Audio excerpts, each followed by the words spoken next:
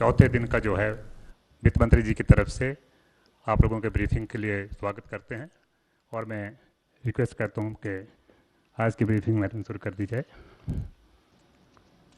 Today is the fourth day where after the Prime Minister's address to the nation on building a Atmanirbhar Bharat, we have been announcing in several tranches the various steps that we want to take to give a stimulus, to help and to extend that little assistance which as a government we should and do it in time, and therefore we had a Pradhan Mantri Garib Kalyan package. Post that, we also ensured that people don't suffer with having to file their returns or comply with taxation and related things. So in stages we've announced relief for the MSMEs, NBFCs and so on. But importantly, Prime Minister had also said in building a self-reliant Bharat, we should prepare ourselves also for tough competition so that we become strong, we are able to be first of all self-reliant and at the same time be sure we are strong enough to face the challenges of the global value chains and also be ready to integrate. I repeat, when we talk of self-reliant Bharat, when we talk of Atmanirbhar Bharat, we are not looking inwards. It's not isolationist policy. It is certainly making India strong, making India rely on its strength and be ready to face the global challenge. Many sectors need policy simplification, whereby we can make it simpler for people to understand what that sector can provide for them, how they can participate in that sectoral related activities, bring in transparency in processes, and so on. So once we decongest sectors, we can also provide the necessary boost. That sector too will become strong enough and competent enough to provide the necessary boost for growth and employment. And as you all know, the Prime Minister has a very strong track record in taking up reforms, deep systemic reforms.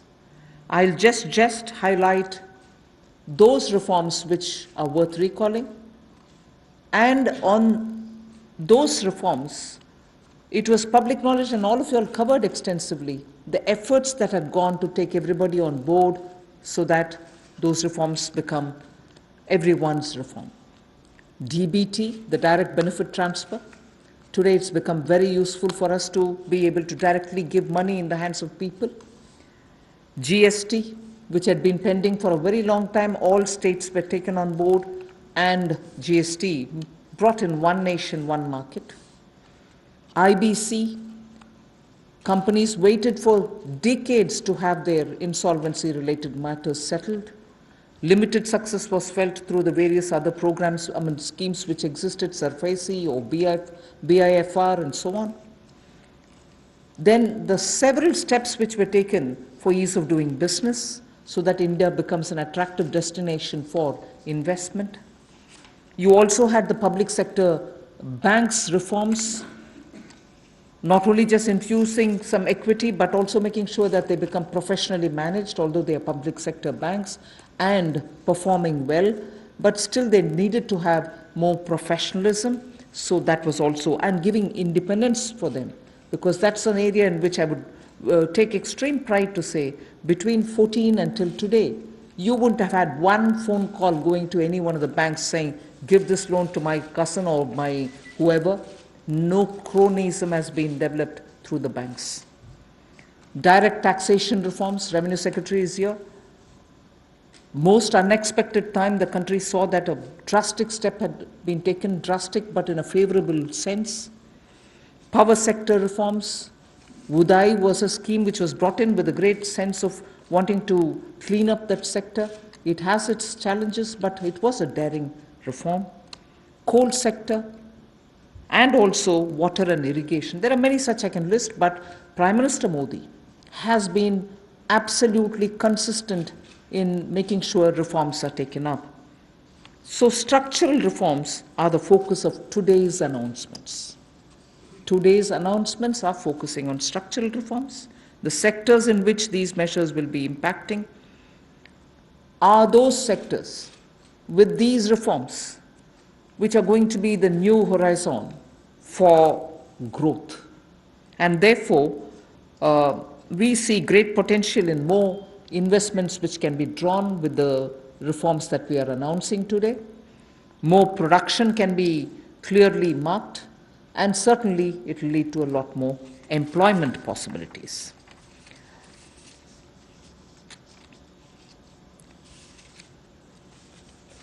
We can actually start off with some preliminary slides before I go into talking about today's announcements, which will explain all the steps that we've taken in the recent past to make sure that investment come into this country and also make India a far more business-friendly destination. Before I go into that, it is important for us to recall that steps which have been taken earlier have been announced variously at different times.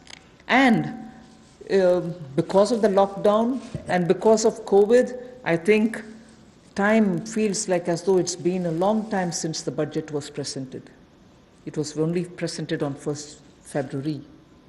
And just as soon as the finance bill got passed, the Parliament also had to very quickly close for the reasons of social distancing and so on. And just before February, we announced the National Infrastructure Investment Foundation, the fund that was launched. So, and therefore such steps have been taken. Clearly, these are the ones which are going to initiate a lot of things that we want to tell today, and also a lot of things that we want to do towards building an Atmanirbhar Bharat. So if we can go to the first slide.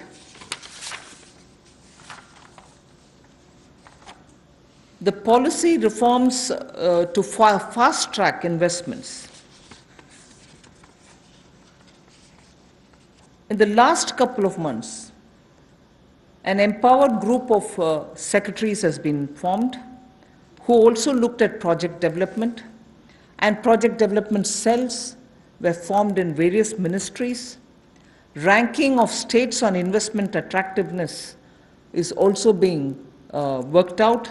This will make them compete for new investments.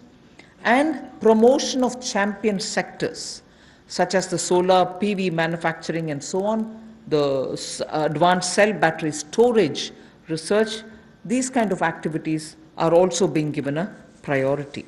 So for an Atmanirbhar Bharat and for Make in India, such steps are crucial, and we want to make sure that efforts which have been taken clearly give us the confidence that Make in India, which was launched at least 3 years back, as an initiative to change the mindset of people, to bring in new ways of doing business, to make sure that India becomes attractive on its strength, are all being received very well.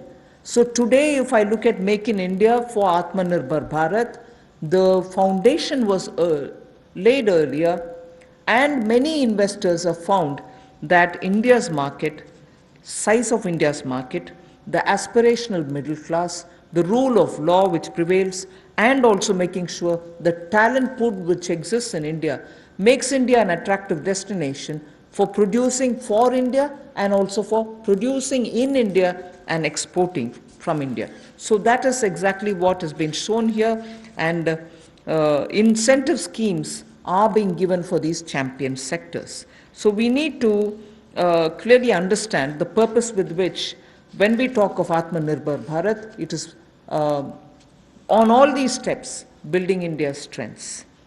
The next slide would show you that attempts and also efforts have already started for upgradation of industrial infrastructure. I'm saying all this because the reform steps that I'm going to announce will have all these also having a play in the various steps that we are announcing. Upgradation of industrial infrastructure is something which we need to talk about afresh, although industrial infrastructure, industrial land banks, and also clusters have been recognized long time back. But they're all somewhat being utilized, many of them lying unutilized. So now using technology, we are making sure these land parcels are, through GPS, GIS mapping, are able to be identified, location cleared, their challenges being identified, common facilities which have to be created will all be done. 3,376 industrial parks and estates and SEZs have between them, have among them 5 lakh hectares, all of them mapped as industrial information system can map them for future use. So this will be a part of the portal which we'll be running, so that it will be available for any future potential investor to say, I know land exists there, we can go set up a business there. In the meanwhile, the state government working to this with the center is going to provide all the common facilities. So all industrial parks also will get ranked by 2020-21 so that we know what is the level of readiness that they have and how ready they are for competition. So with this said as a broad introductory statement, I just want to highlight the 8 sectors about which we are going to talk, where reforms are being brought in: coal, minerals, defense production. I read out separately the next 3, although they together contribute for flying, airports, and also aerospace-related matters.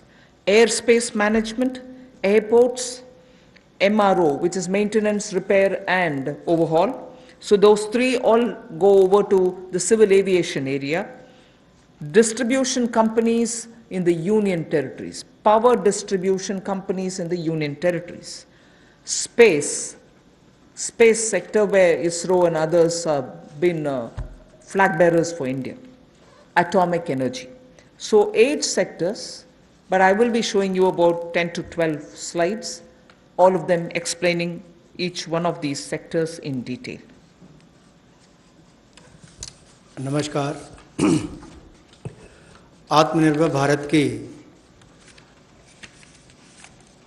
जो कल्पना माननीय प्रधानमंत्री जी ने हम सबके सामने रखी थी और 20 लाख करोड़ का पैकेज देश भर के लिए लाए थे, उसी कड़ी में आज चौथी प्रेस वार्ता में नए क्षेत्र कौन से हमारे विकास के लिए हो सकते हैं, उसको लेकर क्या बदलाव, क्या रिफॉर्म्स लाई जा सकती हैं, उसको लेकर आज हम आप सबके सामने आए हैं।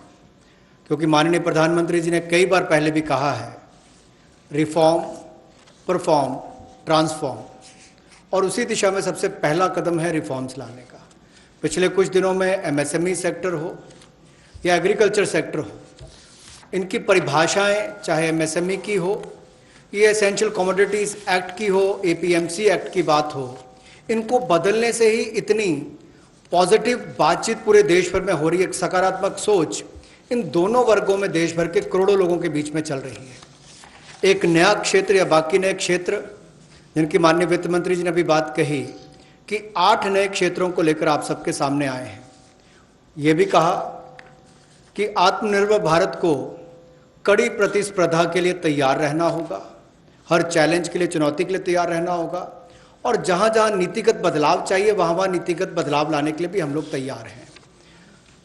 अब इम्प्लीमेंटेशन की बात आती है, उसके लिए माने ही मोदी जी जाते हैं कि किस तरह से अच्छी इम्प्लीमेंटेशन पिछले 6 वर्षों में करके दिखाई। चाहे वो जीएसटी की बात हो, इंसॉल्वेंसी बैंक्रप्सी कोड की बात हो, जनधन योजना की बात हो, यूपीआई जैसे प्लेटफॉर्म बनाने की बात हो, हर गांव में बिजली और हर घर को राशन देने तक की कोविड-19 की स्थिति में बात हो। तो इसलिए इस सेक्टर्स में भी तेजी कैसे आए, फास्ट ट्रैक इन्वेस्टमेंट की कैसे हो, उसके लिए एम्पावर ग्रुप ऑफ सेक्रेटरीज का गठन किया गया है, जो निजी निवेश की मंजूरी के लिए गति देने का काम उसमें से करेंगे ताकि उसमें सहायता मिल सके और आकर्षित हम विदेशी निवेश को कर सकें।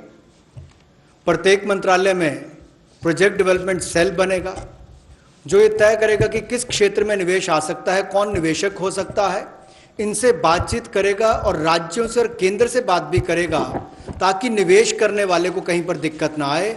एक तरह से हैंड होल्डिंग करने का काम यहाँ पर होगा। राज्यों की रैंकिंग भी होगी, उनकी कितनी अट्रैक्टिव पॉलिसीज हैं कि इन्वेस्टमेंट के लिए, यानी कि निवेश के लिए कितनी आकर्षित करने वाली उनकी योजनाएं हैं, उसके ऊपर डिपेंड करेगा उनकी रैंकिंग को। और नए चैंपियन सेक्टर्स को बढ़ावा देने के लिए, चाहे वो सोलर पीवी हो, इसकी मैन्युफैक्चरिंग की बात हो, या एडवांस सेल बैटरी मैन्युफैक्चरिंग की बात हो, इसके लिए भी जो भी इंसेंटिव देने होंगे वो भी हम लेकर आएंगे ताकि इन क्षेत्रों में भी बढ़ावा, ऐसे और कई क्षेत्रों में भी बढ़ावा मिल सके जो नए चैंपियन सेक्टर्स हैं।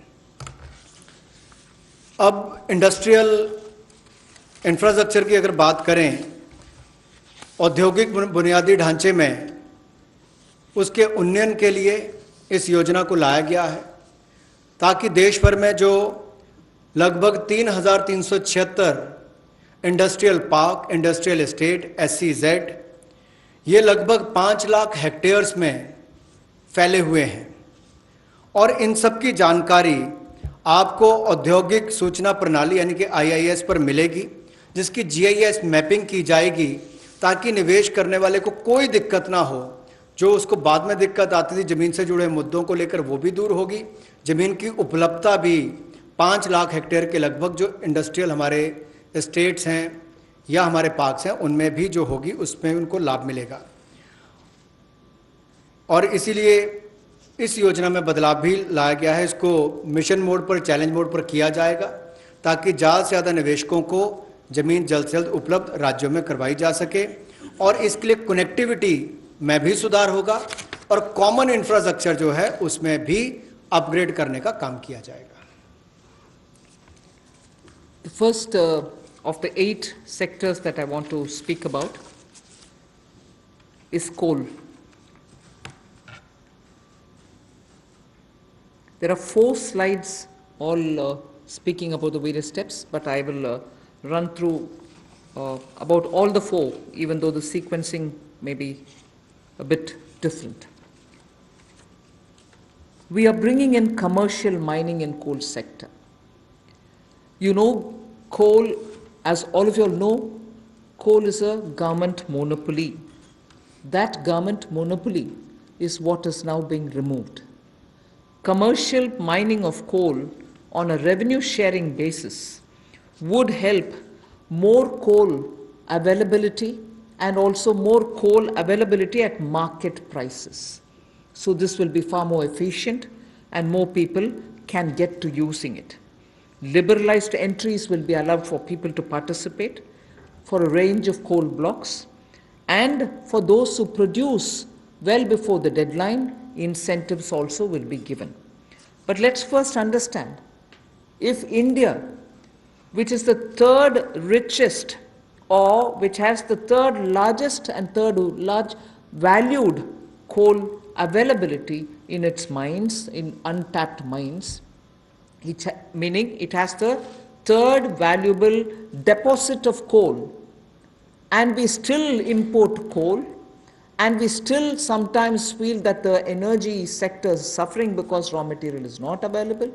So regulations are required, and this line you would recall I have said day before yesterday, I have also said yesterday, regulations are required when there is a shortage.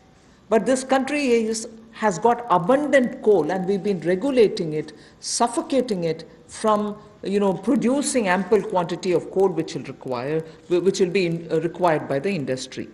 Economy can be benefiting from this kind of opening up. Of course, we are conscious that coal is not so environment friendly. So in order to have coal converted into gas, we are providing incentive so that coal is also used, but the environment commitments of India are honored and we benefit from gasification of coal. And also, the coal bed methane also will be auctioned so that these coal beds which are with Coal India but untapped also can benefit the country. So the coal bed methane extraction also will happen through auctioning. 50,000 crores will be spent by Government of India for creating evacuation infrastructure. Because after the coal is mined, brought to the pit head, you don't have enough right kind of infrastructure to have this coal, mined coal, evacuated from there. So 50,000 crores is being given to ensure that evacuation infrastructure is provided. So this is, in short, what is being done to bring in reforms in the coal sector.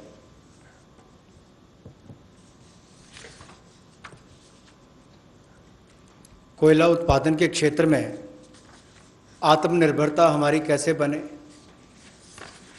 और केवल उतना ही कोयला बाहर से लाया जाए जिसकी आवश्यकता है, जो यहाँ पर उपलब्ध नहीं है।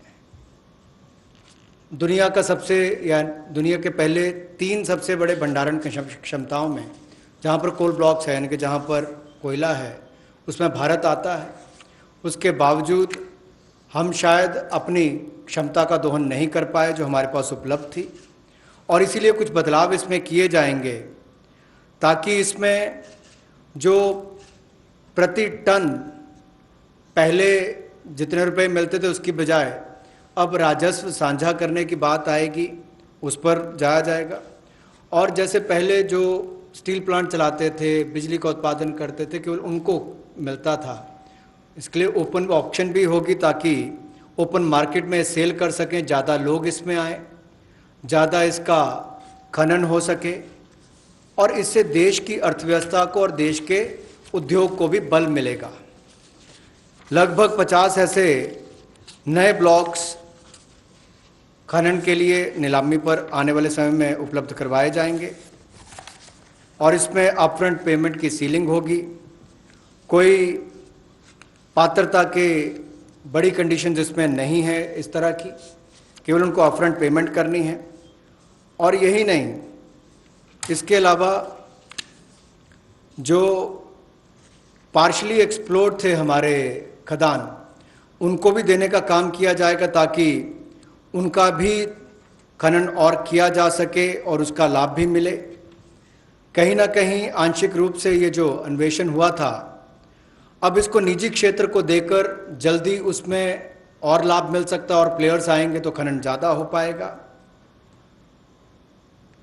और जो अपना समय से पहले खनन की प्रक्रिया को पूरा करता है तो उसको भी इंसेंटिवाइज करने का काम कुछ ऐसे प्रोग्राम्स के माध्यम से किया जाएगा। गैसिफिकेशन के लिए नई अलॉटमेंट्स की जाएंगी ताकि अलग अलग इसमें डाइवर्सिफाइड अपॉर्चुनिटीज मिल सकें उनको। रेवेन्यू शेयर में उनको रिबेट मिलेगा जो सक्सेसफुल कोल बिडर्स होंगे। और यही नहीं, इसके इंफ्रास्ट्रक्चर के डेवलपमेंट के लिए, आधारभूत ढांचे के डेवलपमेंट के लिए लगभग 50,000 करोड़ रुपया खर्च होगा।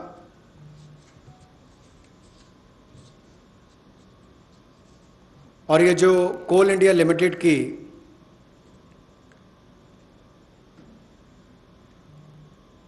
एनहांस्ड एवैक्यूएशन की हम बात करते हैं, NCIL जो कोल इंडिया लिमिटेड की जो खदानें हैं, उसके लिए भी कोल प्रोडक्शन प्राइवेट ब्लॉक्स को दी जाए, उसके लिए भी इसमें अवसर उपलब्ध होंगे। I move to mining of minerals. We spoke about coal all the while, now we talk about minerals. Minerals, the sectoral reform that we want to bring in order that we have a boost given for growth of the sector, better employment potential, and bring in state-of-the-art technology, is to now have a seamless composite exploration cum mining cum production regime.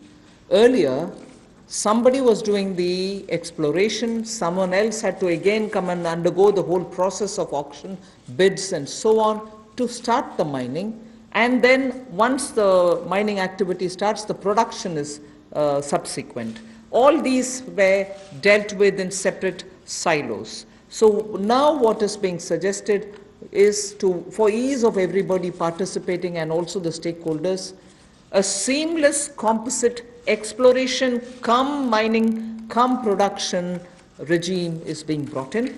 So there is no uncertainty for somebody who invests a big quantum of money for exploration whether he'll be able eventually to even to mine the mineral. So that system is going to make it easy. 500 mining blocks would be offered through this open, transparent mechanism.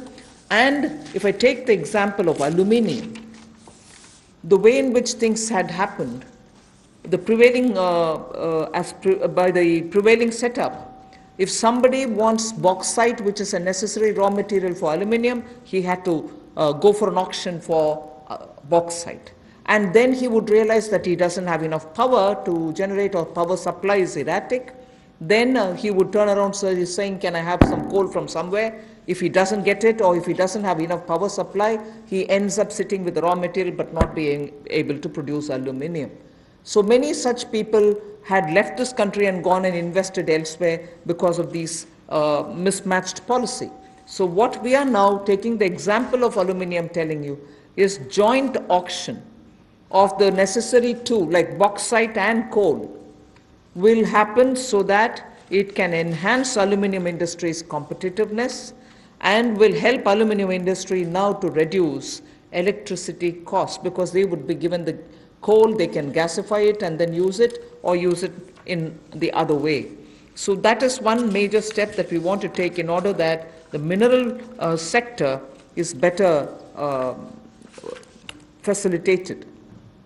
And then we would also like to remove the distinction between captive and non-captive mines. So that will also help in transferring of mining leases and sale of surplus and sale of unused minerals. So I've had a mine given to me, I've taken some mineral out of it, but later I've lost interest, I don't have the capacity anymore. The left unused mineral lies there, nobody else benefits out of it. So now we are permitting them to transfer the mining lease so that whoever is interested in using the rest of it, which has been kept there, meaning which is lying there unmined, they can also use it, so the country can benefit from it. Then the Ministry of Mines is in the process of developing a mineral index for different minerals. The process is ongoing. Then a rationalization of stamp duty, which is payable at the time of award of mining leases, is also happening. So these two slides have clearly told you about the various reform steps that we're taking in order that this country, which is rich in minerals, gets timely served by the availability of the minerals for the industries to benefit from. जहाँ कोयले वाले में पहले partially explored blocks इनकी भी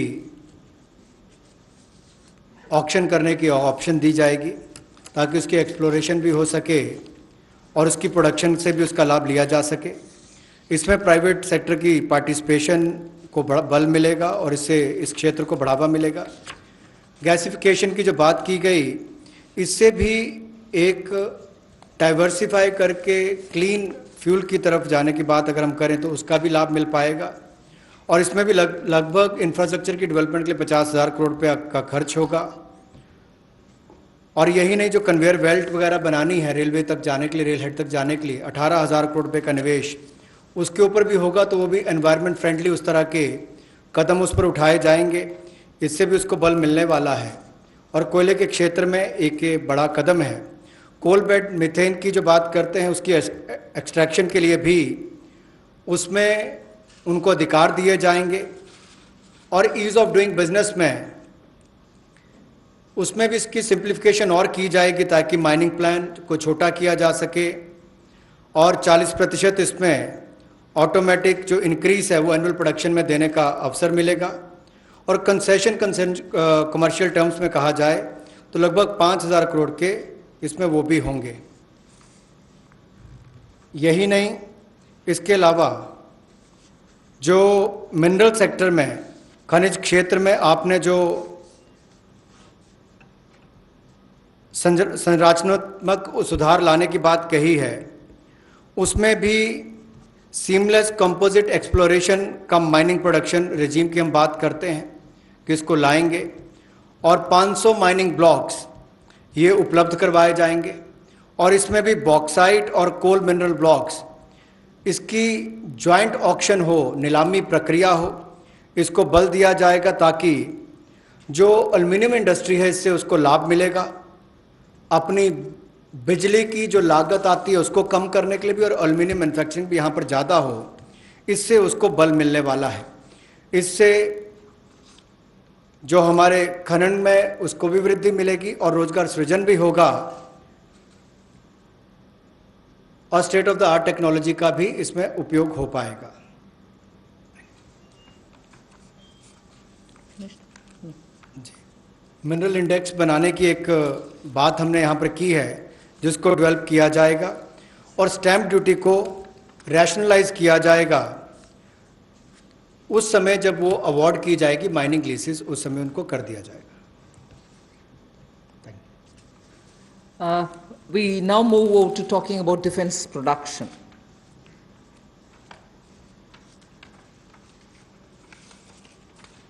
Make in India and self-reliance have now, as I said, become a partner in the sense of for self-reliance, Make in India is absolutely necessary.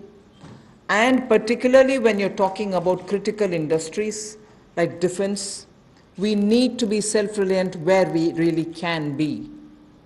Of course, armed forces require best of equipments. They need some of the latest technology-driven equipments. Some high-tech equipments are required which have to be imported. They can be imported. And it continues. We are seeing very good latest weaponry coming also.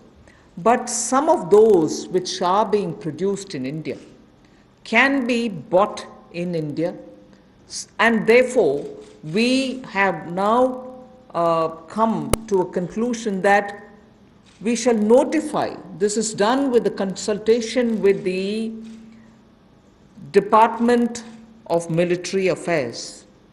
We shall notify a list of weapons and platforms which shall be not allowed for import, but we shall have them bought from India. So the import of this listed set of equipments shall not be allowed. They shall be banned.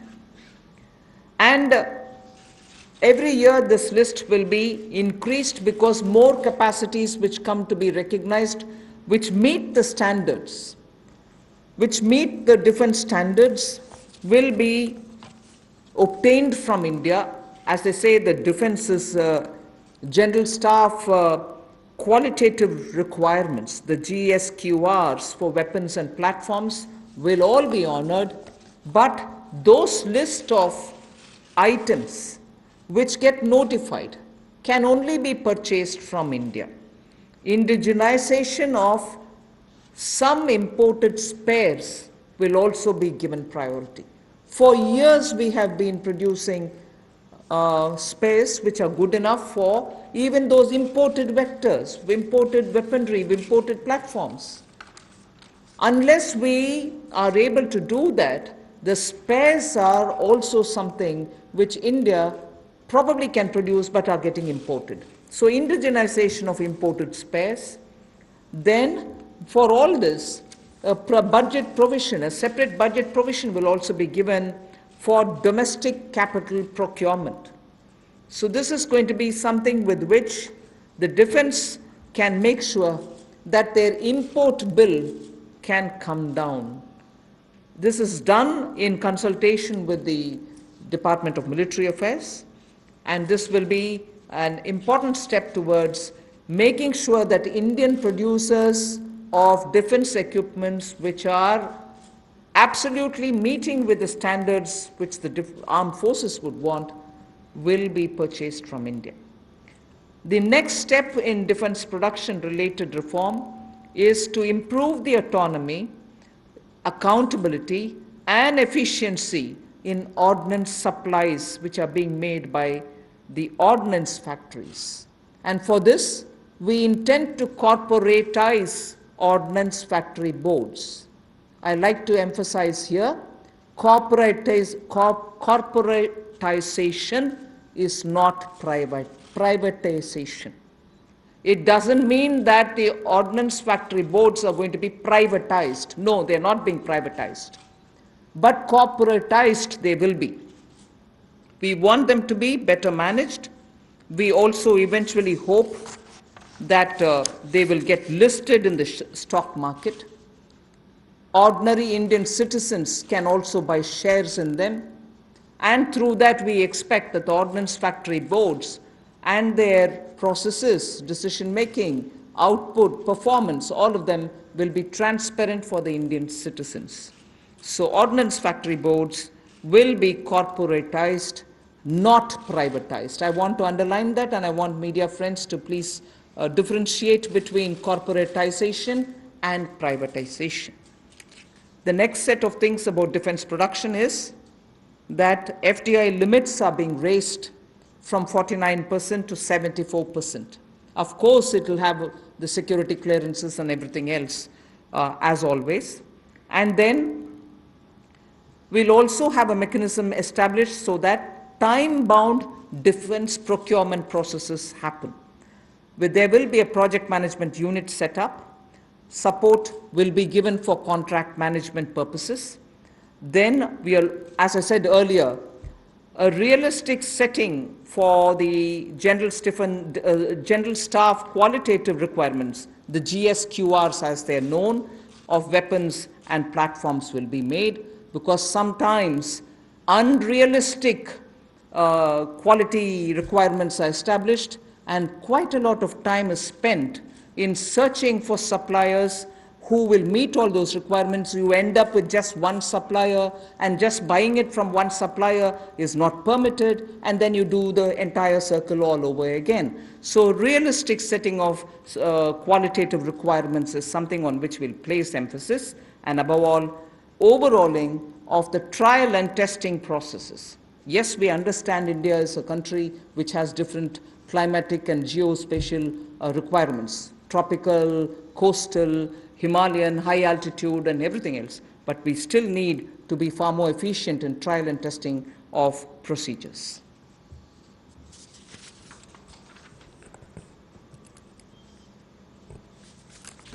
रक्षा उत्पाद में आत्मनिर्भरता लाने के लिए make in India को बल देना बहुत आवश्यक है, और पिछले 3 वर्षों में बहुत सारे क्षेत्रों में भारत में इस दिशा में कदम उठाए गए, और रक्षा उत्पाद के लिए मेक इन इंडिया को बल देना और आत्मनिर्भरता लाना इस दिशा में कदम है।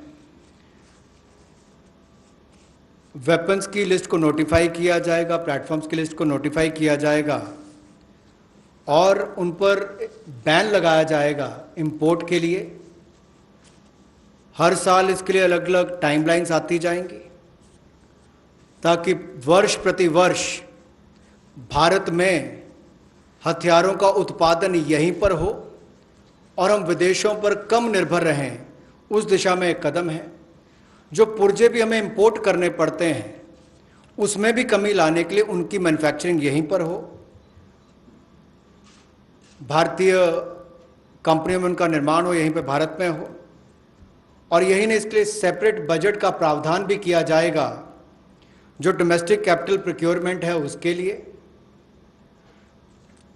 और इससे हमारे डिफेंस इंपोर्ट बिल में भी एक भारी कटौती होगी, लेकिन जिसका सीधा लाभ भारत में बनाने वाली उन कंपनियों को मिलेगा जो हिंदुस्तान के सैन्य की एक आपूर्ति करेंगी। और इसी दिशा में ऑटोनॉमी लाने के लिए और ज़्यादा जवाबदेही, अकाउंटेबिलिटी तय करने के लिए और कामकाज में एफिशिएंसी लाने के लिए ऑर्डिनेंस सप्लाईज जो हैं, जो हमारी कॉरपोरेशन हैं, जो हमारे ऑर्डिनेंस फैक्ट्रीज हैं, उनका कॉरपोरेटाइजेशन यानी कि निगमीकरण करने की हम बात कर रहे हैं। और निगमीकरण और निजीकरण में बहुत अंतर है। ऑर्डिनेंस फैक्ट्री बोर्ड का निगमीकरण होगा ताकि उनके कामकाज में और सुधार हो, बेहतर प्रोडक्ट बन सकें, सेना को और अच्छे हथियार मिल सकें, दुनिया भर के देशों पर हमारी निर्भरता कम हो, हिंदुस्तान के अंदर और रोजगार पैदा हो सके, कंपनियों को लिस्टिंग कराकर उनकी भी क्षमता बढ़ाने का काम किया जा सके, कुल मिलाकर पारदर्शिता और बेहतर प्रदर्शन की ओर हम आगे बढ़ सकें। इसलिए निगमीकरण करना बहुत आवश्यक है। इसलिए ऑर्डिनेंस फैक्ट्री बोर्ड का निगमीकरण किया जाएगा।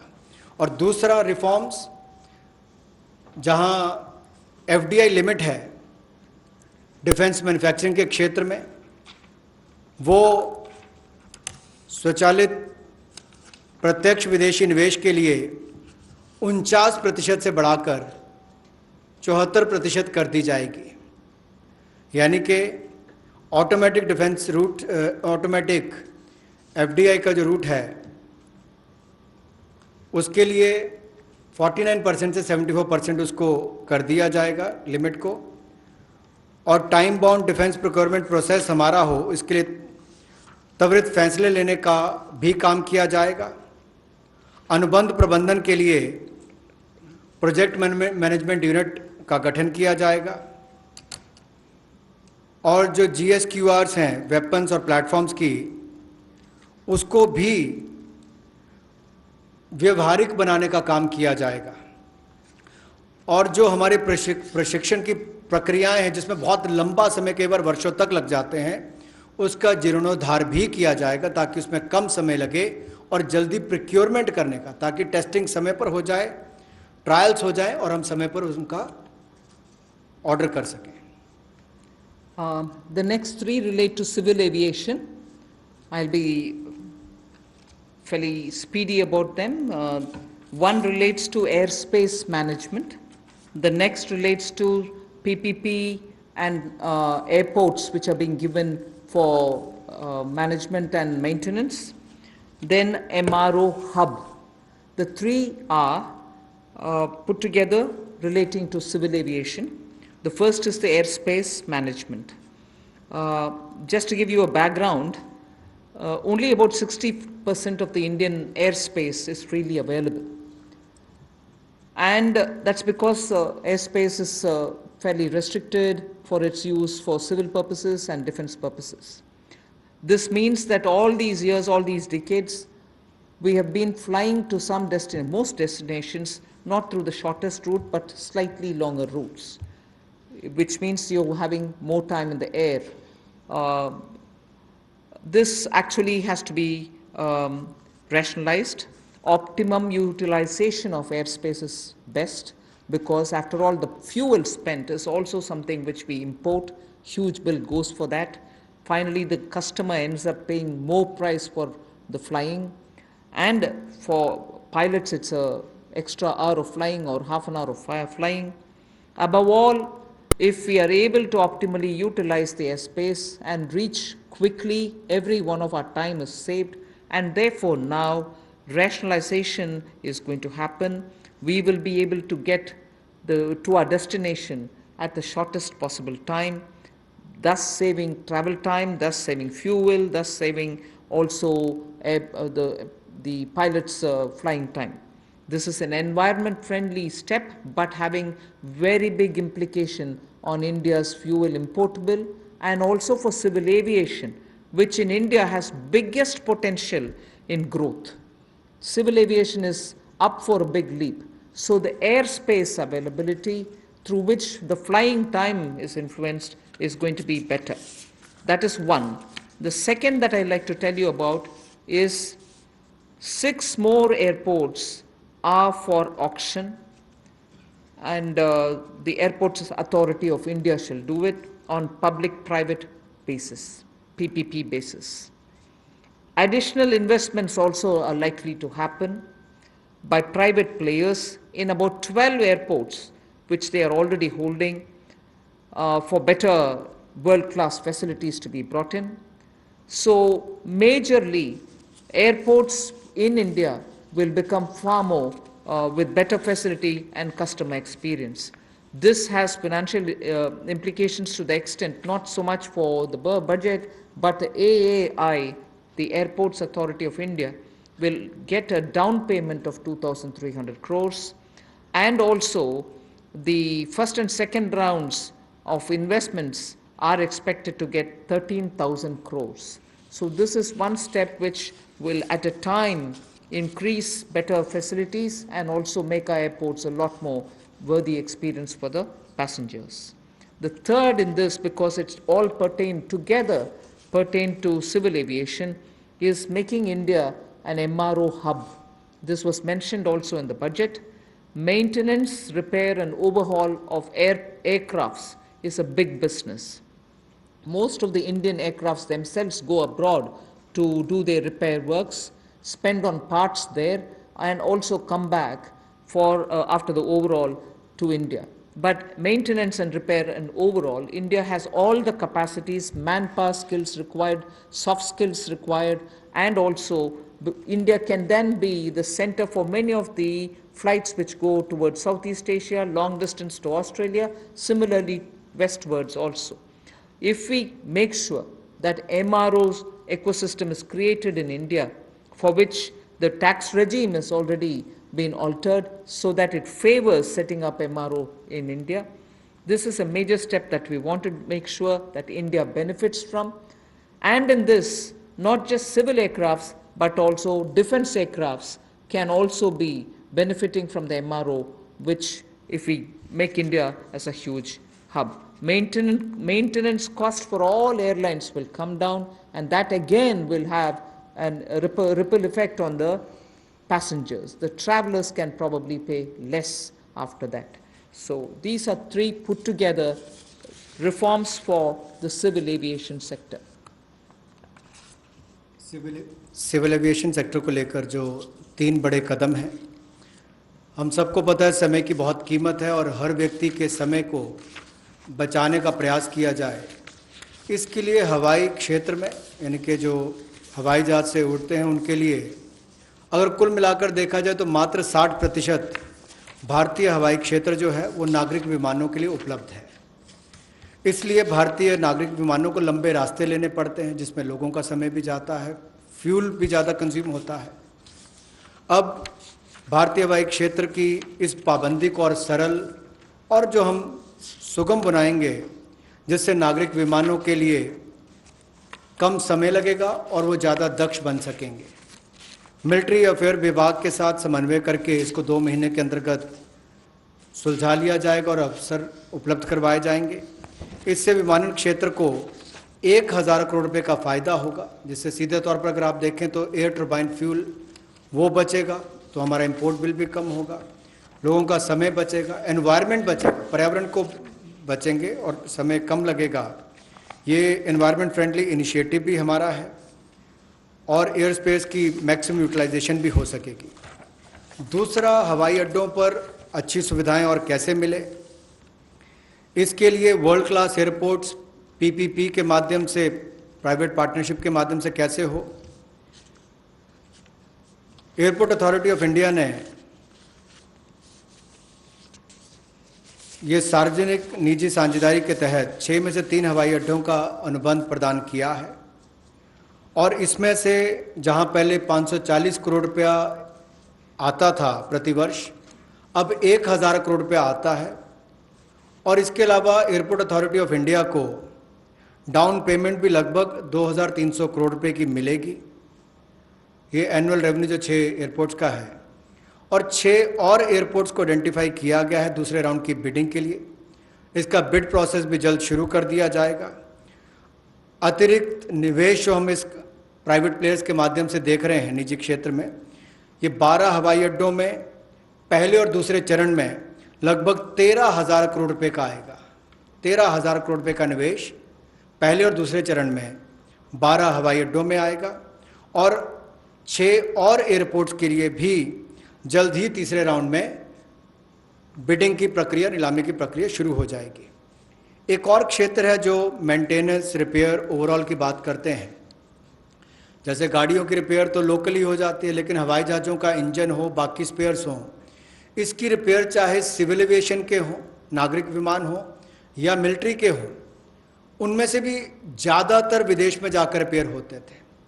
तो एक और हमारे यहाँ के लोगों का रोजगार के अवसर छिनते थे, दूसरा बाहर जाकर उनको मेंटेनेंस करवानी पड़ती थी।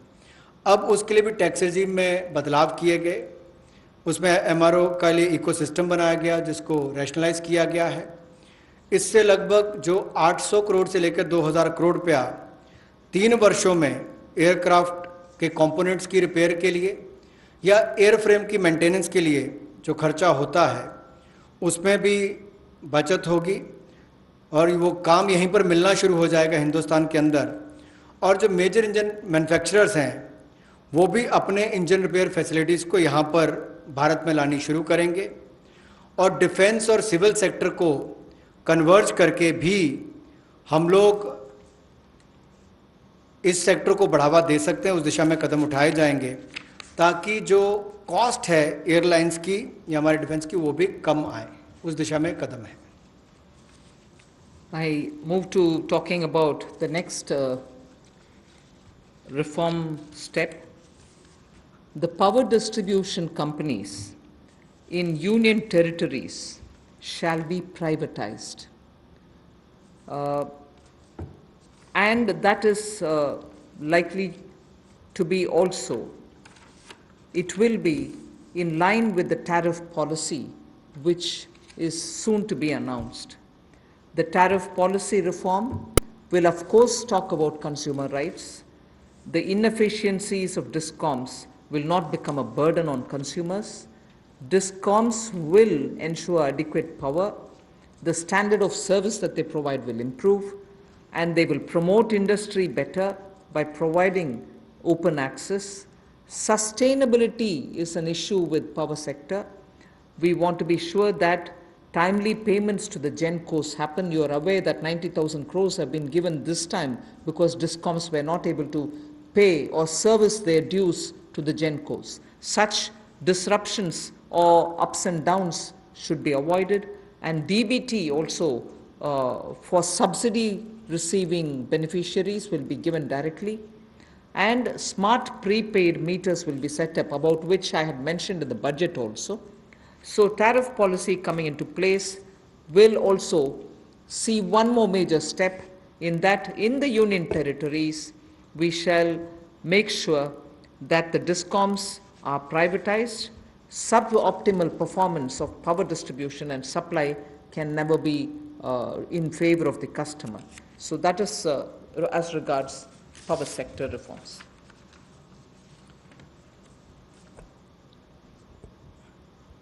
विद्युत के क्षेत्र में कुछ बदलाव किए जाएंगे, जहां पर सबसे पहले तो उपभोक्ताओं को उनके अधिकार, पर्याप्त बिजली मिलेगी और अप्रभावी बिजली कंपनियों का जो नुकसान है वो हमारे उपभोक्ताओं को नहीं झेलना पड़ेगा। डिस्कॉम्स को पर्याप्त बिजली उपभोक्ता को उपलब्ध करवानी पड़ेगी, लोड शेडिंग करने वाले को पेनलाइज किया जाएगा। दूसरा, इंडस्ट्री को बल मिलेगा, उद्योग को बढ़ावा मिलेगा, इससे क्रॉस सब्सिडी में कमी आएगी, विद्युत उत्पादन को बढ़ावा मिलेगा और जो विद्युत उत्पादन करने वाली कंपनियां हैं उनमें भी प्रतिस्पर्धा बढ़ेगी और इनको चयनित भी उसी आधार पर किया जाएगा ताकि ये अच्छी सुविधाएं और सर्विसेज दे सकें। बिजली क्षेत्र में स्थिरता आएगी, इसमें कोई रेगुलेटरी एसेट्स नहीं होंगे और टाइमली पेमेंट जो है, समय पर जो पेमेंट है, जो पावर यानी कि बिजली का उत्पादन करने वाली कंपनियां उनको होंगी। डीबीटी का लाभ हमने बहुत सारी योजनाओं में देखा है कि किस तरह से माननीय मोदी जी की सरकार ने बहुत सारी योजनाओं को अब डायरेक्ट बेनिफिशियरी ट्रांसफ़र के रूप से सीधा उपभोक्ता के खाते में पहुंचाने का काम किया, जिसमें उपभोक्ताओं को बहुत लाभ मिला।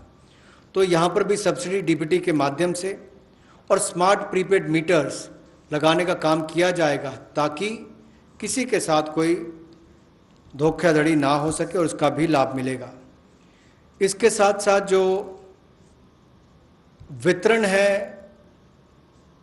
बिजली का, वो यूनियन टेरिटरीज में उसको प्राइवेटाइजेशन करने के लिए, निजीकरण करने के लिए कदम उठाए जा रहे हैं।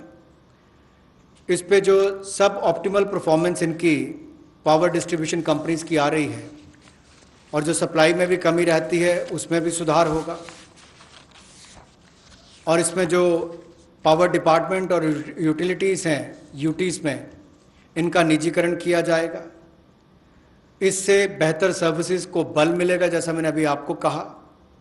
और यही नहीं, हमारी पावर डिस्ट्रीब्यूशन में भी एफिशिएंसी और आएगी और एक मॉडल के रूप में हम इसको देश भर के लिए खड़ा करके देंगे। सबसे पहले इनको यूनियन टेरिटरीज में खड़ा किया जाएगा और मुझे पूर्ण विश्वास है बाकी राज्य इन मॉडल्स को देखकर अपने अपने राज्यों में सुधार करने के लिए भी भविष्य में आकर्षित होंगे। The next is on social infra projects. For creation of social infrastructure projects, which are like hospitals, because India needs a ramp up on social infrastructure, government has made a provision for 8,100 crores, that will be the total outlay, which will be going in the form of viability gap funding. So, in general, for most projects which are supported by government or states or the statutory bodies, 20% is what is given as viability gap funding. But in this case of social infrastructure, government has decided to give 30% viability gap funding. So the quantum is increased from 20 to 30%. Through this, we expect that the urgent requirement for social infrastructure all over the country is not just going to be developed by government, but also private enterprises will come in because of this viability gap funding which we want to provide, and that is an increased viability gap funding. निजी क्षेत्र के investment को बल देने के लिए कुछ बदलाव उसमें किए गए वाइबिलिटी गैप फंडिंग में। और आपने देखा होगा कोविड-19 के समय भी कि स्कूल, अस्पताल, ऐसे हमारे जो क्षेत्र हैं जिनका बुनियादी ढांचे में और सुधार चाहिए, उसके लिए बल मिले। इसके लिए थोड़ा बदलाव किया गया है कि 30% केंद्र और 30% जो है हमारा राज्य सरकारें उसमें वाइबिलिटी गैप फंडिंग के रूप में देंगी। इससे इस क्षेत्र को बल मिलेगा, लेकिन बाकी सेक्टर्स में 20-20% ही रहेगा। और इसमें कुल मिलाकर सामाजिक बुनियादी ढांचे के इस सेक्टर के वाइबिलिटी गैप फंडिंग के लिए लगभग 8100 करोड़ रुपए का आउटले किया गया है और इन प्रोजेक्ट को राज्य और केंद्र की सरकारें प्रपोज करेंगी। The last two reform steps that I want to announce relate to space and space. The next one relates to atomic energy. First, in space, you know that India has had the benefit of an extraordinary institution such as the ISRO. ISRO has brought the nation a lot of laurels. However, today, private sector is also doing a lot of work in the space arena. A lot of individuals and startups have spent a lot of time developing space-related technologies. Unfortunately, because of the Indian regulations, they are even unable to use ISRO's available facilities for even testing their products. So what we want to do now, in order to provide level playing field for private companies, satellite launches and space-based services, we will make a provision for them to benefit from the assets which are available with the ISRO and for India to benefit from it. We'll also provide predictable policy and regulatory environment for private players. We want them to be co-travelers with us, and therefore private sector is being encouraged. And also for future projects for planetary explorations and outer space travel, it will also be open for private sector. So in short, private sector is being given a good access to this space area where both government and private sector can work for a better Atmanirbhar Bharat. Another important aspect is there's a lot of geospatial data in India for Indians, particularly like startups which are looking at doing a lot of irrigation work, drought-prone area development work, groundwater work. They don't most often get the data within India. They go getting it from abroad, data about India, paying through their nose for some good work that they do for India itself. So a liberal geospatial data policy is something which we like to work, and we want to provide remote sensing data to tech entrepreneurs, but of course with a lot of sense of caution, because this is a very sensitive area. We want to also give the benefit and the advantage to the Indian startups who are also doing pioneering work. अंतरिक्ष के क्षेत्र में भारत ने बहुत अच्छा काम पिछले कुछ वर्षों में किया है। अब इस क्षेत्र में निजी क्षेत्र भी किस तरह से सहभागी हो, कैसे वो भागीदार बने और उपलब्धियों भरा आने वाला समय हो, इसके लिए अंतरिक्ष क्षेत्र की गतिविधियों में प्रतिपादक वृद्धि लाने के लिए निजी क्षेत्र की भागीदारी को बढ़ाने का अवसर दिया जाएगा, ताकि प्राइवेट कंपनीज को भी बराबरी का एक तरह से अधिकार, जैसे लॉन्च करने की बात हो या सैटेलाइट्स की बात हो या अंतरिक्ष क्षेत्र से जुड़ी हुई सेवाएं देने की बात हो, चाहे कम्युनिकेशन सैटेलाइट से बाकी हो, अनुमानित नीति लाकर हम अंतरिक्ष क्षेत्र में एक बड़ा सुधार लाएंगे। और यही नहीं, निजी क्षेत्र की कंपनियों को इसरो की सुविधाएं या जो एसेट्स हैं उनको इस्तेमाल का प्रावधान करेंगे, ताकि वे अपनी क्षमता बढ़ा सकें और उपलब्धियों भरा हमारा आने वाला समय अंतरिक्ष के क्षेत्र से जुड़ी हुई, चाहे वो सेवाएं हो या खोज हो, उससे जुड़ने के लिए हो। भविष्य में चाहे वो ग्रहों की खोज की बात हो या बाहरी अंतरिक्ष यात्रा जैसे प्रोजेक्ट्स हो, इनमें भी निजी क्षेत्र आगे बढ़कर आए, ऐसा हमारा प्रयास रहेगा। उदार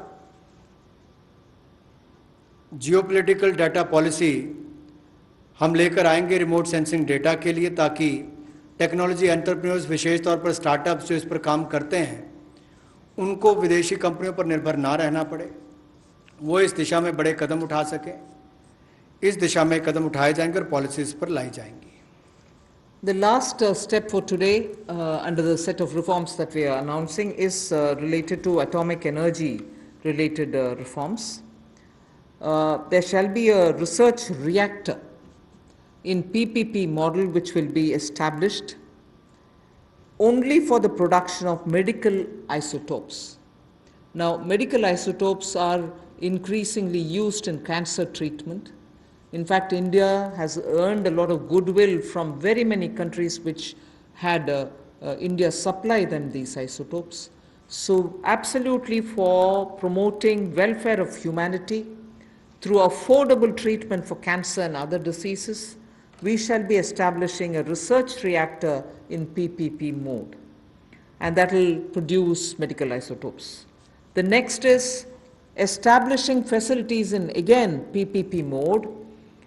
Atomic energy is completely with the government, but here are the ways in which we are bringing in the PPP mode, establishing facilities in PPP mode to use irradiation technology, the radiation technology, for food preservation. Radiation technology, as you know, at one point in time the government also was discussing it, and a lot of you all were asking us questions. In crops which are like perishable crops like onions, most often when there is a good crop, because of its short shelf life, they are normally sold at a absolutely low price, or they are left to rot. Whereas when you use radiation technology, we are able to provide it the necessary qualities with which it can be stored for a longer time. Shelf life of perishable goods like onions can be improved and longevity given.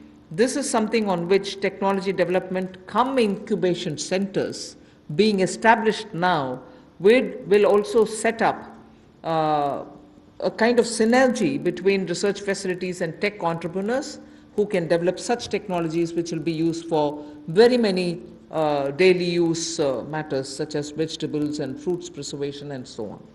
So this pertains to reforms in atomic energy, and that's my last slide. Atomic energy से related जो हमारी reforms हैं उस पर जो cancer के क्षेत्र में भी भारत ने दुनिया भर में दवाइयाँ देने का काम हो या कोविड-19 के समय भी दुनिया भर के देशों को यहाँ से फार्मा सेक्टर ने जो दवाइयाँ भेजी उसमें और आगे हम क्या कर सकते हैं,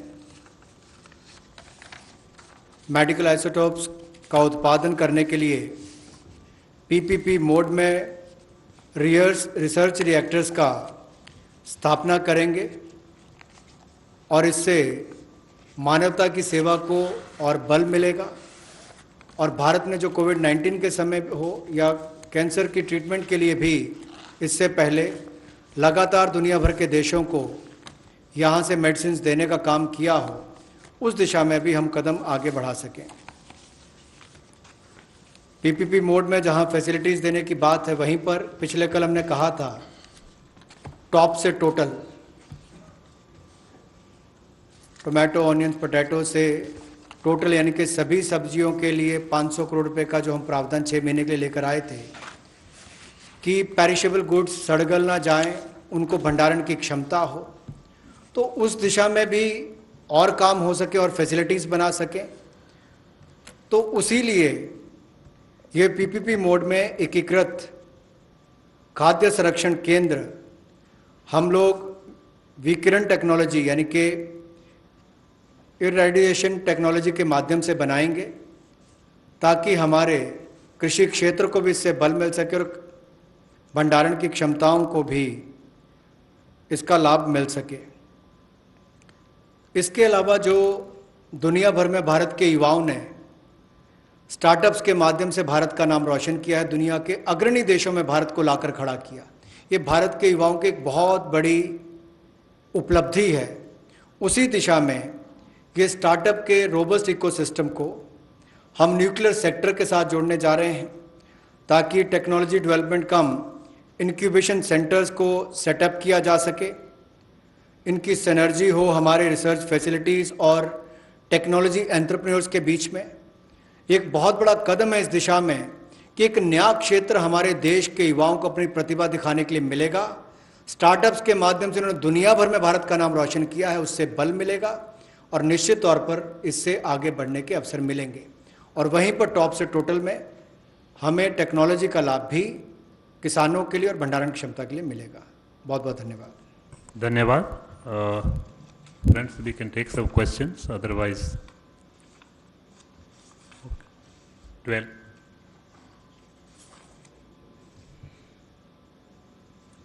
Very good afternoon, ma'am. Sapna here from CNBC TV 18. Ma'am, 2-3 questions have come up on the sectors that which you have announced the reforms. So I'll start with the first one. 1 second, hang on. This is on. How soon will the government bring in amendments or reforms in the mining sector? Amendments, ma'am. Will it be via ordinance? When are they going to conduct? When is the conduct of the first commercial coal mining auction likely? And ma'am, similarly on the defense side,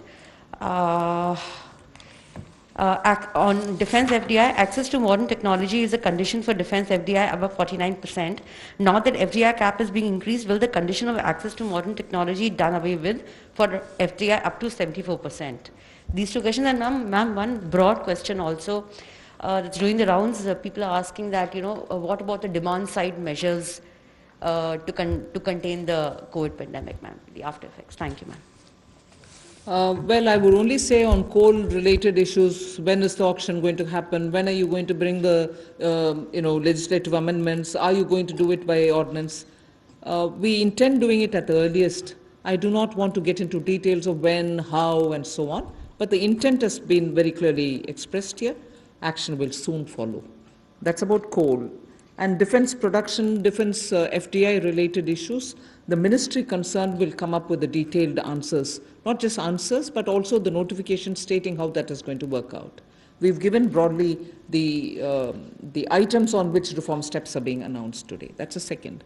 And third, you said demand-related COVID by putting money in the hands of the people, by also creating environment through which investment and restoring the MSMEs to get back to doing business as soon as the lockdown either gives partly some kind of a protocol through which they can get back to business.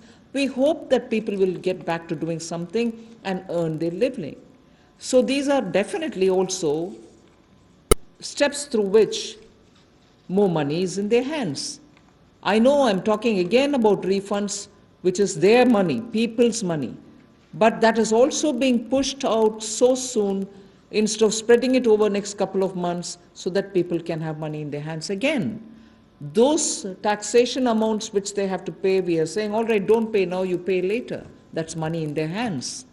So I can go on a bit like this. I'm not really indicating or saying I've done everything possible.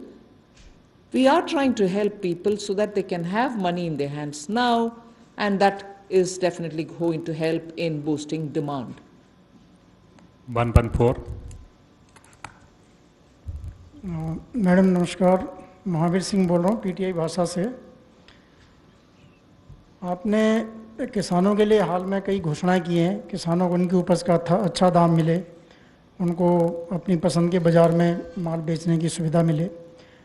सरकार कई चीज़ों के MSP घोषित करती है, गेहूं, चावल, तिलहन, कई चीज़ों की एमएसपी हर साल घोषित करती है, लेकिन लगातार ये शिकायत मिलती है कि किसानों को एमएसपी नहीं मिलता है। अभी जैसे सरसों की फसल आ रही है, सोयाबीन की फसल आने वाली है, तो एमएसपी उनको नहीं मिलता है। एक आपका जो एनसीडीएक्स और ये वायदा बाज़ार चलते हैं, फॉरवर्ड मार्केट होती है, उसमें सब में दाम एमएसपी से नीचे बोले जाते हैं, नीचे चलते हैं। तो सरकार इसके बारे में क्या सोच रही है कुछ, कि उसमें फॉरवर्ड ट्रेडिंग होती है कि जून में ये रेट होगा, जुलाई में ये रेट होगा, सब एमएसपी से नीचे होता है। तो सरकार जब एक तरफ किसानों को ऊंचा दाम देने की बात कर रही है और दूसरी तरफ फॉरवर्ड मार्केट में दाम एकदम नीचे होता है, कैसे सरकार इसको किसानों को फ़ायदा पहुंचाएगी? एमएसपी जब सरकार देती है, मार्केट रेट से जब प्राइस गिर जाता है, उस समय उनको एमएसपी के द्वारा सरकार प्रोक्योरमेंट में जोड़ने में उनको सही दाम मिल पाएगा। अगर आप बोल रहे हैं एमएसपी नहीं दिया जाता है, ज़रूर वो स्टेट में हम पूछ सकते हैं कि क्या कुछ विषय है। सो मैं इससे ज़्यादा स्पेसिफिकली वो नहीं मिल रहा है, कहाँ नहीं मिल रहा है, ऐसे तर्क कर नहीं सकती हूँ। ज़रूर आपके इन्फॉर्मेशन जो भी राज्य सरकार का है, आप प्लीज़ हमें दे दीजिए। वे ज़रूर किसान को मदद करने के लिए जो करना है ज़रूर करेंगे। Last question 14.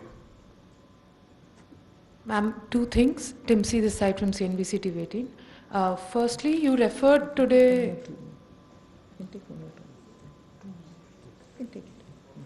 Firstly, you referred today while laying out the reforms for the atomic energy and space. What else is there in store for startups in the reforms, in the various announcements that you've made so far?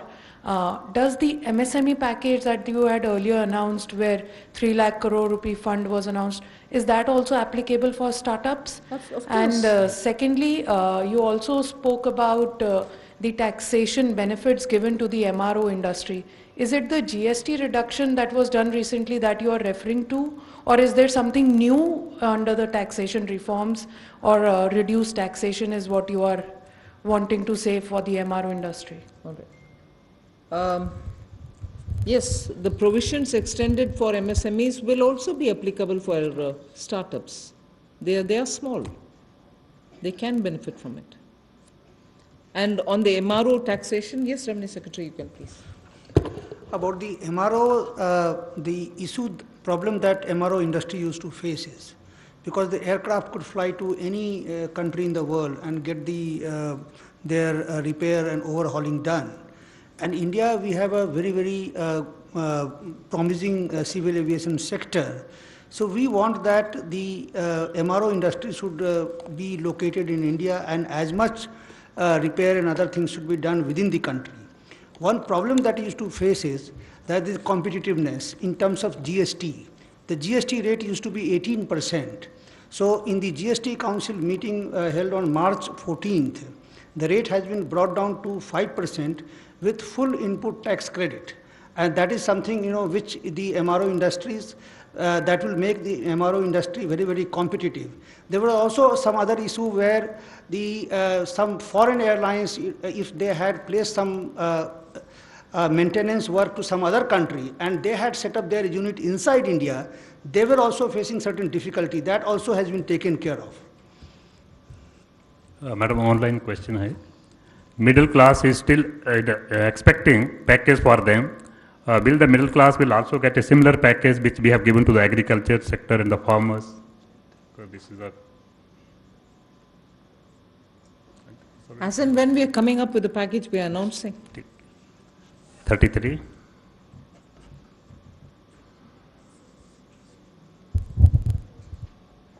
Ma'am, Sushil from ANI, ma'am.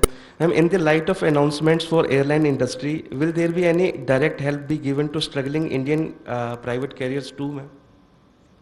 Well, as and when we have something to announce, we are announcing. So, 29, last question.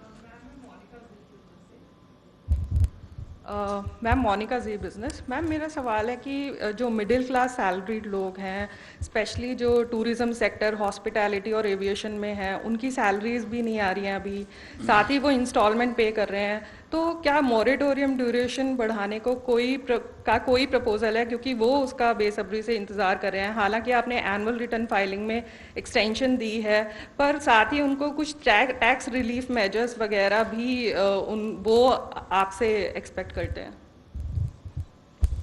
ठीक है Thank you, ma'am. Friends, there is important announcement. कल आत्मनिर्भर भारत का जो last session है 5वें वाला 4 बजे की बजाय मॉर्निंग में 11 बजे होगा. So please note, we will also send the invitation accordingly. Tomorrow, Sunday, we are having the media briefing at 11 o'clock here only. So kindly join. Thank you very much.